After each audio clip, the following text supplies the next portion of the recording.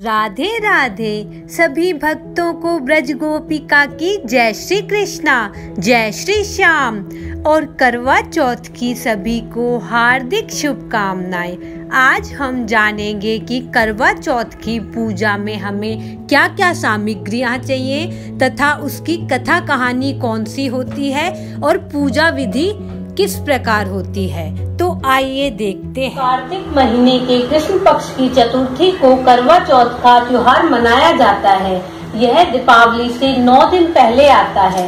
सुहागनों के लिए करवा चौथ का विशेष महत्व है। यह व्रत विवाहित महिलाएं अपने पति की दीर्घायु के लिए करती हैं और सुखी वैवाहिक जीवन की कामना करती हैं। करवा चौथ में महिलाएं पूरे दिन जल और अन्य ग्रहण नहीं करती। सूर्योदय से लेकर चंद्रोदय तक यह व्रत किया जाता है और चतुर्थी के चांद के दर्शन करने के बाद पूजा अर्चन करके ही व्रत खोलती हैं।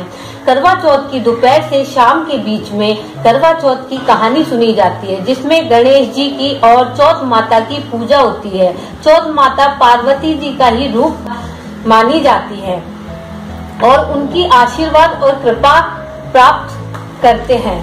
मान्यता है कि करवा चौथ का व्रत रखने से अखंड सौभाग्य का वरदान मिलता है। और करवा चौथ की कहानी के लिए हमें एक चौथ माता चाहिए, एक चौकी चाहिए, एक लोटा चाहिए, उसके नीचे रखने के लिए कुछ अनाज चाहिए और आम के पत्ते, एक नारियल।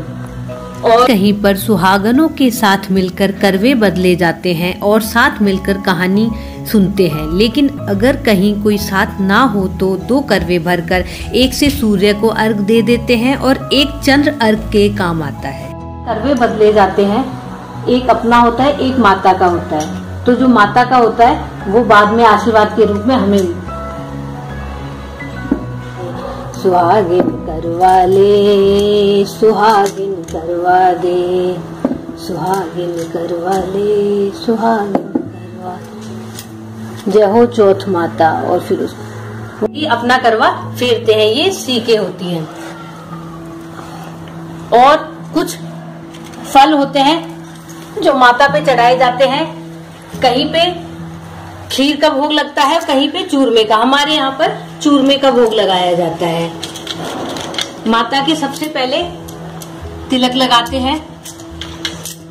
पार्वती माता, गणेश जी, इनका पूरे परिवार की पूजा की जाती है और सब पे चावल चढ़ा के प्रसाद चढ़ाया जाता है और एक दीपक जलाया जाता है। बहुत सी जगह चौथ माता की तस्वीर ना हो तो चकले पर भी घी और हल्दी के साथ चौथ माता बनाई जाती है।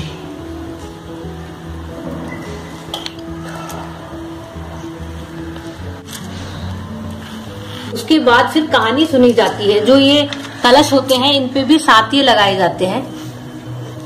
सुपारी के गणेश जी बनाए हैं, पहले उनकी पूजा की जाती है और उनको भी चूरमे का भोग लगाया जाता है। उसके बाद पहले गणेश जी की कहानी सुनते हैं, उसके बाद फिर चौथ माता की सुनते हैं। एक दिन गणेश जी अपने भाई कार्तिक के साथ खेल रहे थे, तो खेलते खेलते उन्हें भूख लग गई, तो वो पार्वती माता के पास गए। माँ, मुझे कुछ खाने को दे दो, मेरे लिए खीर बना दो। तो फिर माँ ने बोला कि अभी तुम रुको, मैं खाना बना देती हूँ, अभी थोड़ा वक्त लगेगा। पर उन्होंने बोला कि मुझे खीर खानी है, मुझे खीर खानी है। तो पार्वती माता ने उनको थोड़ा डांटा, तो फिर वो नाराज हो गए, मृत्यु लोक में चले गए और पार्वती माता से कहा कि वहाँ मेरे भक्त हैं, मैं उनसे बनवा लूंगा और वहाँ सब लोग मेरी पूजा करते हैं, सब मुझे खीर खिलाएंगे। फिर एक गांव में वो एक छोटे से बालक के रूप में गए, पर सब लोगों ने कुछ ना कुछ बहाना बना के उनको मना कर दिया। तभी एक बूढ़ी अम्मा आई और उन्होंने बोला कि मैं तुम्हारे लिए खीर बना देती हूँ, लाओ मुझे थोड़े से चावल और ये दूध दे दो। तो फिर उन्होंने जब वो सामान दिया तो वो बोले कि इसको एक बड़े बर्तन में डालना आप। तो जैसे ही उन्होंने उसको बड़े भगोने में डाला तो वो फुल हो गया एकदम से वो भगोना। हाँ। तो जैसे ही वो भगोना फुल हुआ तो बोले सबको न्योता दे दो, अब सबको जिमाओ। तो वो सबके यहाँ न्योता दे के आई और फिर सब लोगों ने खीर खाई और फिर गणेश जी ने उस बूढ़ी औरत को वरदान दिया, उसकी झोपड़ी को महल बना दिया और वो जो बूढ़ी औरत थी उनको जवान कर दिया। और गणेश जी की कृपा उन बूढ़ी अम्मा के ऊपर खूब बरसी। जैसे गणेश जी की कृपा उन पर बरसी ऐसे सब पे बरसे। कहते सुनते हुंकारा भरते। जय गणेश जी महाराज की जय। अब हम इसके बाद हम चौथ माता की कथा कहते हैं। मान्यताओं के अनुसार एक साहूकार था, उसके 7 लड़के थे, एक लड़की थी। लड़की की शादी हो गई, वह अपने ससुराल गई। पहला करवा चौथ हुआ तो अपने घर आई। तो जब सारे भाई खाना खाने लगे तो वो अपने भाई वो की बहुत लाडली थी। बोले बहन जब खाना खाएगी तभी खाएंगे। बोले बहन आज खाना नहीं खाएगी, जब करवा चौथ का चांद देख लेगी तब खाना खाएगी। तो बोले कि नहीं, हम कुछ करते हैं, हमारी बहन कैसे भूखी रह सकती है। तो उन्होंने जंगल की तरफ जाके आग लगा दी और एक भाई ने चलनी दिखा दी। तो बहन को बोले बहन देखो चांद निकल गया, खाना तुम अर्घ दे लो। तो उसने अपने भाभीियों को बोला तो भाभी बोली कि नहीं नहीं ये तुम्हारा ही चांद है, तुम ही देखो, ये तुम्हारे भाई मजाक कर रहे हैं। लेकिन वो ये बात समझ नहीं पाई। तो जैसे ही उसने अर्घ दिया और खाना खाने बैठी, जैसे ही पहला टुकड़ा तोड़ा तो उसमें बाल आ गया। जैसे ही दूसरा टुकड़ा तोड़ा तो उसके घर से खबर आ गई कि उसके पति की बहुत ही तबीयत खराब हो गई है। जब उसने घर जाकर देखा तो उसका पति बहुत बीमार था। तब उसने विश्वास करके चौथ माता का तथा गणेश जी का व्रत शुरू किया और क्षमा याचना मांगी। बोले भगवान की पूजा याचना की, उनका व्रत किया, विधि विधान से व्रत किया। उससे भगवान संतुष्ट हुए और जितनी भी चौथ पड़ी उसने सारी व्रत करे। हे चौथ माता ने उसका सुहाग उसे लौटाया। जैसे चौथ माता ने उसका सुहाग लौटाया ऐसा सबका सुहाग माँ दे, सुख शांति दे। जय हो चौथ माता की जय।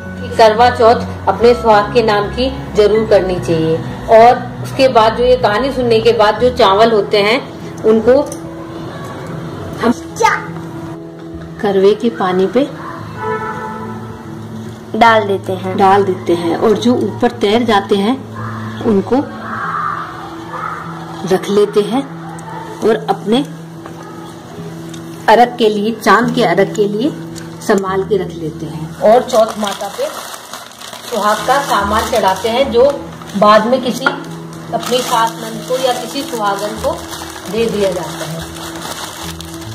अपना साड़ी को पल्लू लेके 7 बार इस पे फेर के चौथ माता से आशीर्वाद मांग के अपने जो अर्घ होता है ये सूर्य देव पर चढ़ा देते हैं।